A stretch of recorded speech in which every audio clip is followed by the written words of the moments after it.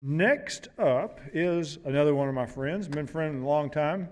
He and his wife, Mary Ann, have a farm in McKinney, and both of them are ex-corporate people, and now they are just doing the farming, and I think he may be working more than he was when he was in corporate America, but they are really good gardeners, really good farmers. They have some good techniques, and I think you'll appreciate seeing some of the things that they actually do on their farm not too far from here. Tony? Thanks, Howard. Let me see what I got here. Oh, thank you for that. As I look out into the audience, I was about to say, it's nice to see some old faces, and I said, that's not very complimentary, so it's nice to see some familiar faces as well as some new ones. My name's Tony Manasseri. We live out, I'd like to walk around, but I can't. I'm tied to this microphone. We got 13 acres out in McKinney, and I like to tell people that we do a little bit of a lot of things. As an example, we've got a couple dairy goats we milk twice a day. My wife makes kefir and yogurt, and we drink raw goat's milk every day, and she makes about 10, 15 different kinds of cheeses. We have broilers, which are meat chickens that we butcher each year, and that goes in the freezer, and that's what we eat off each year. I buy a lot of my stuff from Rehoboth Ranch, Robert Hutchins, who's here. We've got laying hens that provide us eggs all year long. We've got livestock guardian dogs, and I was glad to hear that they've got a product for skunks, because my dogs get tangled up with skunks every once in a while trying to protect the chickens and the goats, etc. We've got bees, we've got turkeys, we've got a big fruit orchard with apples, peaches, pears, apricots. I had kiwi fruit until the last drought here just knocked them out. Raspberries, blackberries, pecans. So, and we've also has a big vegetable garden, which I want to talk to you a little bit about today. Vegetables are kind of tricky in Texas, as many of you know. Summertime really beats down vegetables. So spring is a good time and fall is a good time. But those seasons are relatively short. So we started playing around, my wife and I, to extend the seasons, if you will. And that's how we got into this vegetables all winter. And there's a lot of benefits to doing that. First of all, this is the agenda, the things that I want to be able to talk to you about if I got enough time here. The benefits of winter gardening. First of all, I think it's the best gardening season of the year. Cool nights, warm days, actually turns the plants a little bit sweeter, those cold nights, and I'll tell you why that's important here throughout the presentation. How many people go to farmers markets in the summertime? I hope a lot of people raise their hands. I don't sell anything. I go to the farmers markets to buy stuff. I don't sell anything. How many people go to the farmers markets in the wintertime? Yeah, about half as many. There's just not that many farmers markets in the wintertime, and the farmers markets that are there don't sell vegetables. It's a difficult time for a lot of people. So fresh veggies are scarce. Going into the colder season, there's less bugs, less disease, so you don't have that kind of pressure. That oppressive heat is gone. Right now I get up at about 5 o'clock in the morning and get outside and do what I can till about maybe 10 o'clock, and I'm hitting siesta time about 11 or 12 o'clock after lunch. Reduce watering. Watering is scarce. Watering is getting expensive. I was out at Lake Levon the other day, and it's just sad to be able to see trees where a lake is supposed to be in mud. So it's less work and more fun. And the best thing, there's almost no weeds in the wintertime. Yay! Although I will tell you that weeds are not the worst job you could possibly have. That was a wake-up slide for anybody who was dozing off here. So how did we get started doing this winter vegetable gardening? We'd like to plant a lot of things from seed. You don't need to do this. We have the time. We're lucky enough to have the time. We prefer to do it. This is a tray we've been using for years and years that we really like. I'm wondering where the laser is here. You'll see that there's a tray down here. You could barely see this mat here in the picture. and then there's these cells that hold the soil. Then on top of that goes a cover, which I'll show you in the next slide here. You can see that plastic cover there, and here is my wife watering. You just pull back that little plastic container there and water it. And what happens is that layer of, it's kind of like a felt material that's laying in the water, and it wraps up underneath the cells there, so now the cells can wick up water whenever they need it. So you're not dumping water on it, you're giving them the ability to take up whatever water they need. I get these at Gardener's Supply. It's a typical gardening warehouse mail order. I've never seen them around here in the local stores. They last for a long time. They're not fragile. They're made out of whatever that styrofoam material is, but it's a pretty dense styrofoam.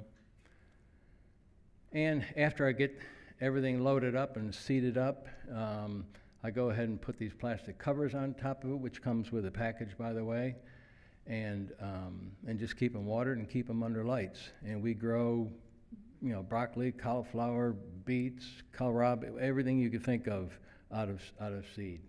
If you don't want to go through this, you always have the option of going to your local feed store or to your local garden center and purchase transplants. As an example, onions we don't grow, we buy them from the feed store. Onions are in the stores right now, red and white, different varieties, and now is the time, this weekend is the time to plant onions if you haven't got your beds going yet. So bed prep is important, especially in all the time. You've heard Howard talk about it. I'll briefly go over it because some of my slides are similar to his. But it's especially important in the winter, because in the wintertime, you're trying to increase the antifreeze in your plants to protect them from freezing. And there's a term for that. It's called BRIX, B-R-I-X. It's the amount of dissolved solids that are in a plant that actually increases the sugar content in the plant. Makes it much more nutritious, by the way, but it also helps it against freezing, because that's what we have to one of the problems we have to deal with in the wintertime. You might have heard that term from people that grow grapes. They use these sophisticated devices to see how much sugar is in the liquid, and when it gets to 23, 24%, whatever, that's probably its peak, and then they're going to start venting it or going to continue the fermentation after that. So bed prep is important. I don't like to till, although tilling has its place in the early stages of amending your beds. It's important to get all the amendments that Howard talks about mixed into your beds, and after that, once you've got it mixed in, that's when you don't need to be tilling anymore. You just need to be amending. The things that I use in bed prep, and I'll go over these quickly because, again, they've been talked about quite a bit, but compost is probably the single number one thing that you could put in your beds. Compost is rich in soil life, and it helps inoculate the garden soil, especially if your soil's been weak or tired or abused or something like that. I like to make my own, but I'm fortunate that I have manure for my chickens and my dairy goats. I got kitchen scraps that I use. I got stuff from the vegetable garden that I put in there. If I see a dead coyote on the side of the road out in the country, I throw it in the back of the truck, and guess what? I could burn up a raccoon in 3 weeks in my compost pile. Anything, you've probably heard this before, anything that was once living can go into a compost pile. There's people that literally, and you could come to my house and see this, we have a feral hog problem out around in northwest McKinney, and we trap feral hogs. And I put 2 whole feral hogs that I couldn't find anybody that wanted them for meat. I had my freezer full. 2 whole feral hogs into a big compost pile that the tree companies come out and gave me the chips, and I buried them up in my front end loader. And that compost pile was smoking like a chimney the other day when it turned real cold, I mean, I just couldn't believe it. It was only in that one spot where they were buried. So you could compost just about anything. I know I see meat up here, and I put it in parentheses because that makes people fussy, especially I'm in the city of Allen here. I know cities don't like you to be putting meat in compost piles, because if you just throw it on top of the compost pile, it does attract animals. And people don't want animals in their backyard, and they're spreading diseases, whatever the reasons why they don't like meat. If you just take a pitchfork or a garden fork, lift up the compost that's already there, throw your meat scraps in there and put it back down, there's so much life and there's so much heat being generated by that, an animal's not going to get in there 9 times out of 10 and dig it up. So I put everything in my compost pile, but I probably shouldn't stand up here saying you could put meat in there. I stop at Starbucks and I grab coffee grounds for free. It's a carbon source, just like those wood chips that I get for free. Any kind of carbon you could get is free fertilizer. It just takes a while to break it down. I think Howard showed you early this morning those 2 compost piles that are at our place, you know. That was about 3 or 4 years. It went from bark chips into the most beautiful, rich, fertile soil you could possibly think of. And I got it for free. Obviously, I had the space to put it. I'm not suggesting you go out and get truckloads of stuff in your front yard, but you know what I'm talking about. If you're buying compost, be careful about it. It's usually green, so you might want to let it age for a little while. This is funny. I guess Howard and I have been hanging around too long. He had a similar slide with different hands in the picture, but we visited a farm down in Central Texas, and the owner of the farm, her name is Betsy Ross. Swear to God, that's her real name, Betsy Ross. She sells grass-fed beef to Whole Foods, farmers markets, and some other sources. And we went down because she's a friend of ours, and she was doing compost tea on all her pastures. And I said, where are you getting your fertilizer or your compost from to make the leachate, the tea out of? And she's, come on back here, I'll show you my compost pile. So Howard and I and a couple others, we walked back there and we look at the compost pile, and we both just grabbed handfuls of it, and you can see this visible, strands of fungal matter in there, and we go, wow! It's like, boy, you could tell what a couple wild and crazy guys Howard and I are when we really freak out over good compost, you know. But if you could see something like that in the compost, you know that it's very healthy. It's been inoculated well. I have my own helpers in the compost pile, as you can see here. The chickens get in there, stir it up a little bit for me. They even inoculate it for me while they're in there. And a little trick for you, compost breaks down at different times depending on what the source is. And I use multiple sources. So I just took a 1/4-inch hardware cloth and just put it in a wood frame, set it on top of my wheelbarrow, scoop up my compost, dump it on there, smooth it around with a shovel, let the stuff that's already broken down fall through it, take and lift off that screen and dump that back in the compost pile and let it do its thing again until it gets ready. So, this is a real simple way to screen your compost right on top of your wheelbarrow, and this is what you get. Look at that nice, rich, I could almost, if I had a microscope, you wouldn't believe what goes on underneath the soil or underneath that microscope in good compost soil. Amendments, again, Howard talked about these, so I'll just go over them quickly. I use a lot of sources of minerals in our amendments. Again, I'm trying to make that soil as rich and nutrient dense as possible because it goes up into the plants. I use different fertilizers, bagged organic fertilizers, earthworm castings. I mean, whatever you can get a hold of it, and that list there is good. Coffee grounds actually do have some fertilizer value. I stay away personally from biosolids. I know maybe it's a nice thing to do to avoid filling up the landfills and that, but I'm just not confident that all the pharmaceuticals that are in biosolids now have been tested and are not in there and have been mitigated, so I personally stay away. I hope that's not offending anybody that might have them for sale, but that's my own personal choice. You make your choice. Carbon sources, humate, dried molasses, other sources of sugars, they're all good and need to be part of your amendments. Porous rock products, they tend to loosen the soil up, increase increase aeration, hold minerals in water. Examples of those are zeolite, expanded shale, lava sand. Sounds like a long list. If you go back to Howard's shorter list of 1, 2, 3, that's really the key here, but these are as much examples. This is a love-hate relationship. I hate this slide, but I love it. I hate the fact that people bag up their leaves and put them on the side of the road to be taken off to landfills, but I love that I could go get them for free and put them in my garden, so that's where the love-hate relationship comes up. This was one trip with my pickup truck and the trailer, and I live about 5 miles away from the city, the the city of McKinney, even though my address is McKinney, I'm out in the country. And I picked up all these bags just laying on the side of the road in about maybe 45 minutes. Free carbon, some of the best carbon you could get, especially leaves are fungal. Most garden vegetables are fungal. It's a perfect match. Again, and it's free. I have to deal with a little bit of plastic is all I have to deal with. Not only is it amending the soil, but I'll show you in another picture. I layer it on top of the soil, and it creates a nice blanket for the winter when it gets cold.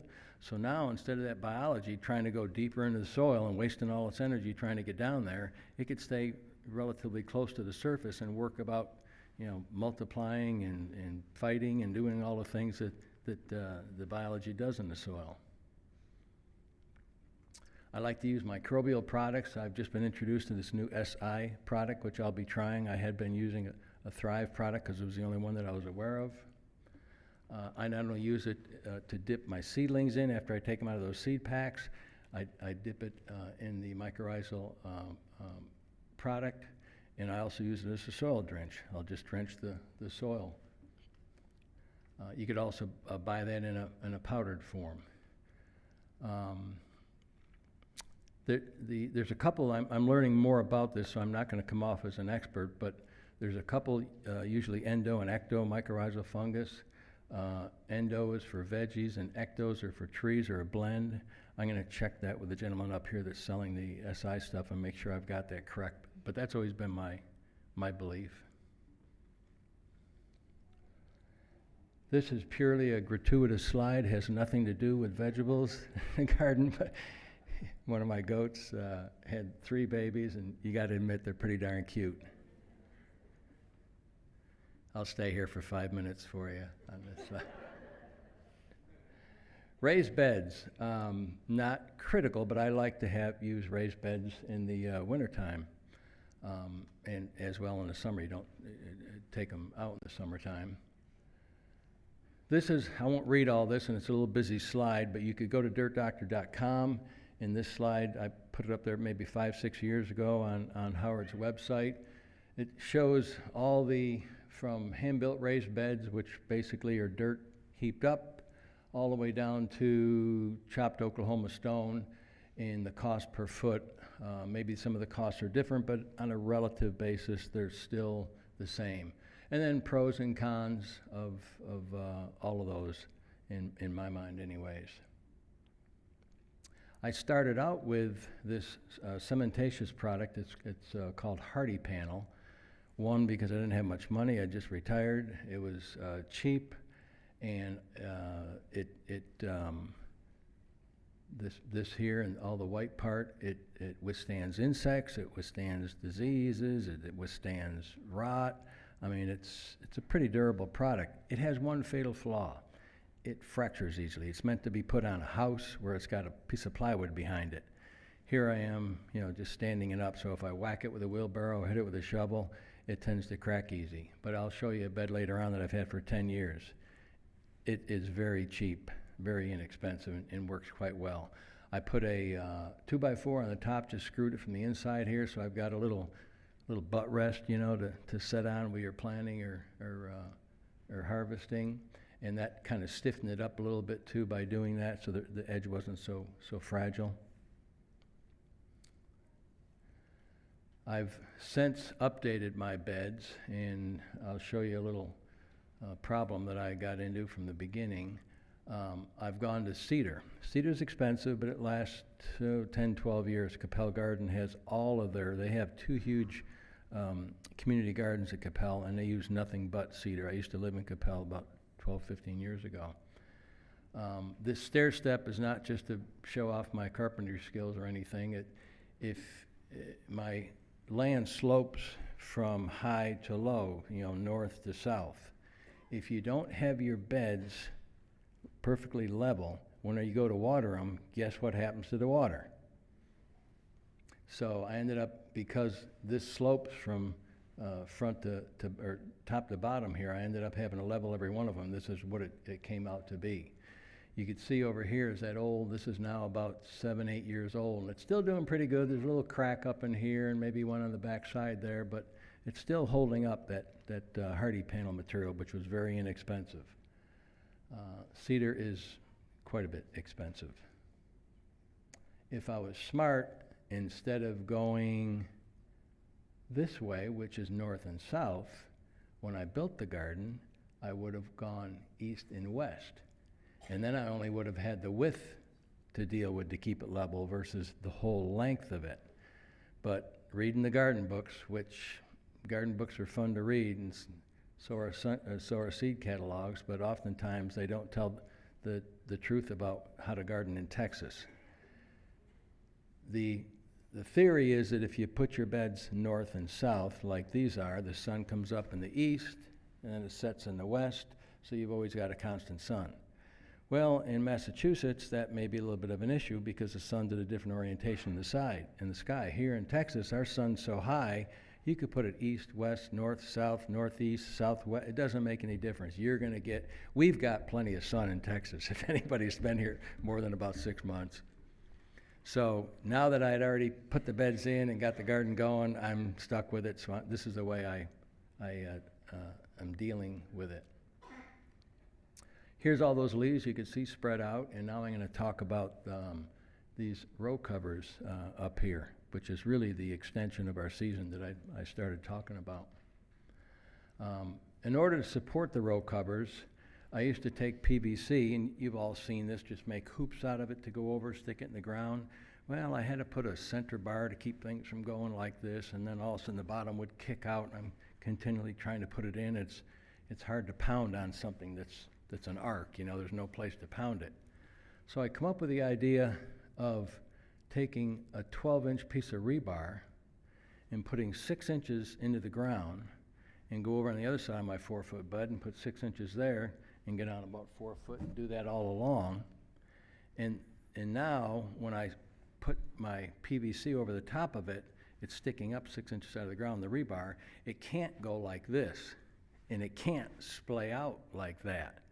And you don't need any center bar, and it works beautifully.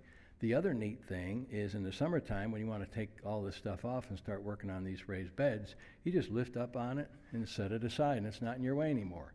And when you go to put it back in the wintertime, it's just as easy as reinserting it. So that's a neat little trick I hope you'll appreciate, to put that rebar in the ground like that. Where do I go next? Row covers are an integral part. There's different kinds of row covers. I was just talking to somebody here earlier about it was Tropical John, how grasshoppers are just decimating his place. And I said, have you tried the really, really light row covers, one that emit 95% sunlight in there? And he says, that may be where I'm going next because I haven't tried that. Row covers not only work in the wintertime, like I'm be talking about here, but also they'll work throughout the year. Now, if you have pollinators like squash or something like that, where you need cucumbers, you need the bees to get in there, then you got to be a little bit tricky. You got to kind of play with it, lift it up at certain times and put it back. But in the wintertime, there's nothing pollinating.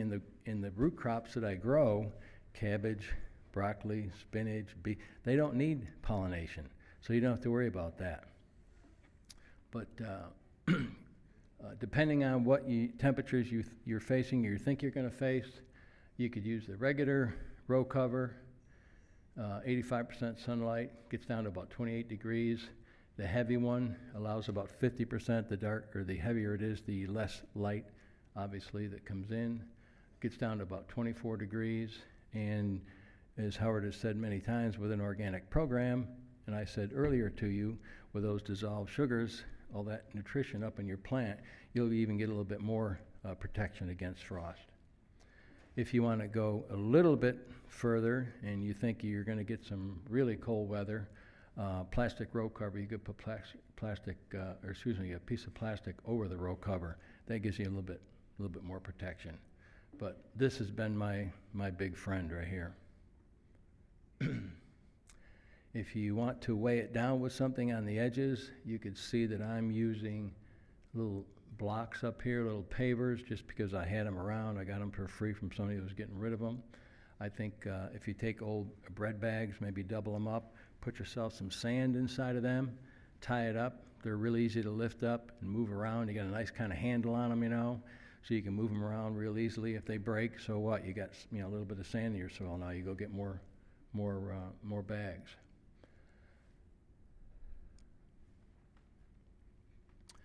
This is what my smaller hoop houses and the larger ones, which I'm going to talk about next, look like. And you can see how cold this is that last little storm that we had here around Christmas time. I think this was over Christmas Day. And since then, we've had literally 18-degree temperatures for 3 days in a row. And I'll show you some pictures of what that did. Okay, that bigger hoop house here that I could walk into was kind of fun putting together, and it was relatively inexpensive. I think between the plastic and the cattle panels that I use, it was around $200. So what I did is I had 3 raised beds side by side with a 2-foot walk between them. So I went to each of the edge of the raised beds and put in some, I don't know if you can see this better than I, some piece of rebar here, or maybe it is right there. And if this was my raised bed going like here, I put my rebar in to hold it, and I took my cattle panel, which is 16 foot tall and about 54 inches wide, and I just stuck it up in the air. My wife held it. I went around to the other side, 16 foot away, because it was 3 beds, stuck that in there like that, and then just went like this, and made sure when I went like this, it was tall enough so I didn't hit my head going inside of it. Wrapped it up with a center beam there. I just put a center piece of wood in there and wired it up, and now I've got myself a little Quonset hut. And that was the structure. The neat thing about these panels, it gives so much, there's so much surface here with all that wire there to hold the plastic. You don't get much billowing. But I did have some problems with billowing, and I ended up lashing some ropes over it and things like that in the early years. But I got another trick that I'll show you that I found out later on. So that was relatively simple to do and relatively inexpensive, and that allowed me to increase my production. I didn't have to worry about ripping these row covers off, to get maybe a nice rainstorm or something, or when I wanted to harvest something, lifting them up and putting them back down. Now I could just walk in there. It's so nice. My wife goes in there and takes a lawn chair in there and starts reading a book. I mean, you get all this green, and you'll see some of the vegetables, all this green. The sun's coming through in the wintertime on a cold day, warming you up. It's really kind of a nice place to hang out in. I found this product. I used to staple everything and wrap it up with 2x4s and put big cement blocks on it. I found this product called Wiggle Wire, and I've got a sample of it right here. It's basically a channel that you screw up onto the side of your greenhouse or onto those raised beds. You stretch the plastic over it, and then you just insert this wiggle wire. You just weave it through there, and then you go to the other side, do the same thing, stretch it. This is the channel screwed up on there. You pull your plastic over, you put your wiggle wire on top of it, and then trap the plastic in between there, and it works wonderful. You could take it off, take the plastic off the next year real easily and reuse it. So that comes from Gardener Supply also. I don't know anybody locally that sells that, but this has been real easy to work with, made things a lot simpler. Really like that product. Then I just went ahead and for a door, I just took an old tarp. Yeah, I'm good enough in carpentry to build a door or to go buy an old screen door or something, but this tarp works just as good and it doesn't cost me hardly anything. I had it laying around. For the first 5 or 6 years, I didn't even have this plywood on one end. I just draped the plastic over it and kind of, put down 2x4s and put down cement blocks to hold it and all that. So one year I got a little adventurous and built this on the north end, so it's not blocking any light coming in from the south, from that low, nice summer sun. And I painted the inside of it white so it's very reflective. So it's just helped me deal with not having to put plastic up there every year. You could also see in the background here one of those old cementatious, the hardy panel. See how it's cracking there and getting kind of old? But that's going on 10 years now. So again, 10 years out of that one product I think is a pretty good deal. One thing you got to really be careful with, especially with plastic, not at all with the row covers, but with plastic, is ventilation. when it's 20 degrees at night and everything's nice and warm, and then at 10 o'clock it's all of a sudden 50 degrees, you'll crank the temperature up to 80 degrees in there in no time at all. You've got to have ventilation. You've got to put a window on both ends, or I lift that tarp up at one end, I got a window at the other end to get some flow through. You will cook your plants. So you got to be careful if you're going to go on vacation or take off to Disney World for a few days. Make sure somebody's there to help you watch it, otherwise you'll come back to a lot of wilted plants. It's not hot enough to cook eggs in there, but it is hot enough inside there to hatch out chickens. When we were putting the greenhouse up, this is last winter I think it was, I had some plants already grown in there and they're quite tall. Well, a hen got in there and laid some eggs. I didn't know it. 2-3 days after we got it up, I walk in there and I go, what in the world? I guess she just happened to hatch her eggs out. We didn't see her. She hatched her eggs out in there, and there's all these baby chicks running around in there. So it does stay warm in there. It's very comfortable for a chicken hoop. Some of the plants we grow are all the cruciferous or the cold crops. This is broccoli. That was small broccoli plants. This is a broccoli head. All of it sweet, all of it green, all of it nutritious, all of it not eaten up by bugs. I mean, it's wonderful to have this kind of stuff coming in your backyard in the wintertime. Huge size cauliflower. Carrots, you don't even need to peel the carrots, they're so sweet. It's got a little teeny bit of a peppery taste when you leave the skins on, and they're just beautiful. You don't see any nematode damage on that. You don't see any split ends. I mean, it's not bragging to be the best gardener. I'm saying the season is the real key here. Lettuces, any kind of lettuce you could think of. I mean, you want the mesclun mix like they charge you $6 for a small plate in the restaurants. You could have mesclun mix all winter long. This is Savoy cabbage. I mean, I love this cabbage. It's got that curly nature to it. It's got a little bit milder taste than regular cabbage does, although I like regular cabbage. Brussels sprouts, kohlrabi. This is kale, probably the most nutritious vegetable you could possibly eat.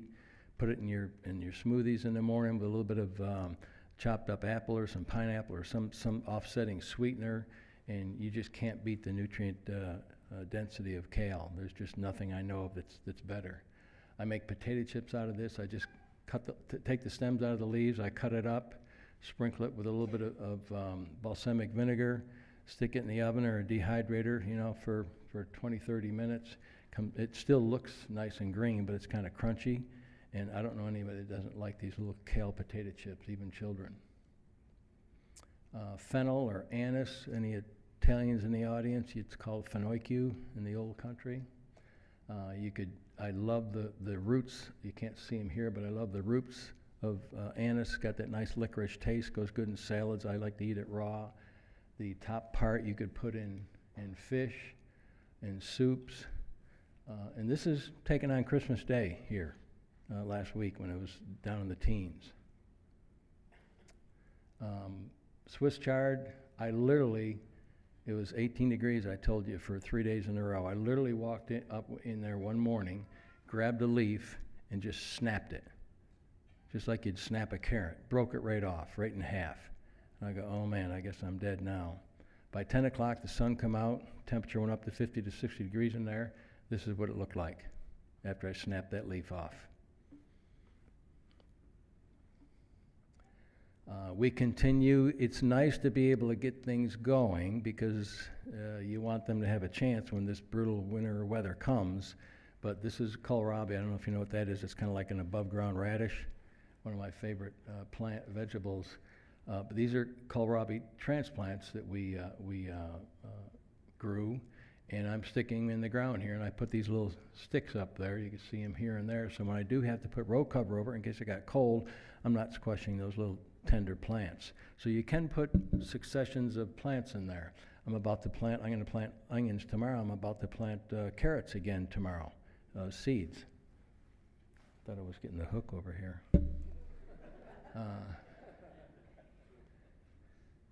Another picture of that Christmas day. Here's garlic that we planted last fall. You can see garlic's making it through the winter. Here's onions that this is a last year picture, this one. Here's the onions that we put in, again on a cold day. You can see there's no leaves on the trees or anything. That's in that one bed I was telling you about that's going to disappear here one of these days. Let me talk a little about fertilization. It's important to do it during bed prep, which we talked about. I like to periodically top dress with organic fertilizer and compost in the wintertime. There's two ways to feed plants. You could feed them systemically by putting your fertilizer in the soil and let the plant bring it up through the roots into the top part, or you could foliar feed. On a nice warm day, when I told you when that sun comes out inside that greenhouse, just go ahead and spray your plants with something like a Garrett juice with fish formula. Folic acid is known as a liquid sunshine. I put that in there sometime if plants look like they're getting a little bit weaker, if it's been cloudy for a while. Liquid seaweed has a lot of benefits to it. It also is known to help against frost protection. Some fruit growers use that as well, liquid seaweed. So it gives you a couple extra degrees of protection there. Contains hormones that stimulate root growth and branching. Helps if you got spider mites on there. I like to soak the root ball of plants with some seaweed before I'm planting them. Pest control. And this applies for all seasons, but I just want to take a minute to talk about this. People ask me, Tony, I got this bug that I want to kill. What can I use organically to kill this bug? And without sounding like a professor, organics is not about substituting one killing machine for a less caustic killing, device. It's not really what it's all about. You got to understand why really those pests are there. Pests mean the conditions are just not right. I say something like 75-80% of the problems that we have with plants we bring on ourselves. They're either too wet, too dry, too hot, too sunny, or not enough sunny, not enough sun. We put them in the wrong soil type, on and on and on. We create a lot of the problems that we have with plants. So you got to look at the conditions. You got to, that old Japanese expression of peeling the onion back. You got to find out why is this happening to my plants versus reaching for a fungicide or reaching for an organic pesticide or any organic product. Bugs, we know, only attack weak plants. The conditions just may no longer be suitable for that plant. They could have reached the end of their, I've got some kohlrabi now that's got spider mites all over it. I'm not spraying it with anything. I'm pulling them out and throwing them to the goats. Because it's just their time, it's over with. We said, we've had enough, I give up, uncle. Okay, thanks for telling me. So the plant may not be well adapted to that area. The other important thing I wanted to get across to you when we talk about bugs, there's two types of bugs. Vegetarian, Howard mentioned this a different way. I'll tell you how I think about it. Vegetarians and carnivores. The carnivores are the good ones. Only the vegetarians are, for the most part, are eating your plants. The examples of carnivores might be lacewings, assassin bugs, praying mantids, lady beetles, stink bugs, spiders. Those are all the kind of like we call them the good guys. When you start broadcasting a pesticide to kill the bugs, as we term them generically, you indiscriminately kill everything. Well, the problem is vegetarians rebound so much faster. A butterfly could come in and lay 100 eggs in a minute. You're not going to get 100 praying mantids to come in in 1 minute to come into your garden, okay, to replace the ones that you killed. So when we start spraying indiscriminately, or just spraying at all, we kill both vegetarians and carnivores, because carnivores are higher up in the food chain, I just said, that takes them longer to rebound. So the result is, because the vegetarians can rebound faster, your problem is just exacerbated. It's worse than what it was. So keep that in the back of your mind when you're looking to go out and kill something. I don't know how clear that slide is, but I do have problems with these snails in the wintertime. I mean, where they come from, how they get there, I have no idea, but they're there. And I go out at night when they come out because they're buried during the day, and they're doing their little tricks, running around. They crawl up on the leaves of small plants and just decimate them. So I like to use Sluggo for them, which is an organic product. Contains bait plus an iron phosphate. The snails stop eating it and die within about 4 days, and it breaks down into iron phosphate, and it doesn't have any dangerous residues to it.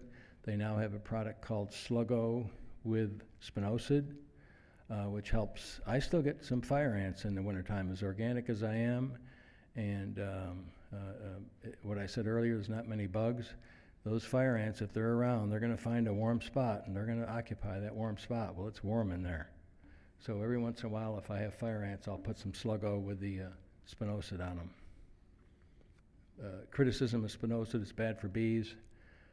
I don't have any bees in the wintertime. They're snuggled and they're all covered up in their hives. Excuse me. These are some examples of some meat eaters, a little praying mantid there. Can you tell this one's a meat eater?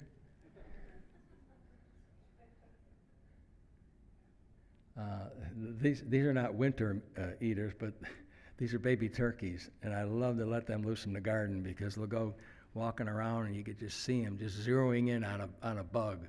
All of a sudden they'll spot one and they'll freeze in whatever that position it is, and their head starts moving forward, and lightning speed, zap, they get up there and grab that bug, and off they go. They don't peck the vegetables, they don't do anything, they just get after the bugs. They're young birds. Young birds need a lot of protein. That's why mothers are always bringing, worms and stuff to baby birds in the nest. And these guys are after protein. And boy, they clean the garden right up. Harvest and storage. Lettuce can be picked daily.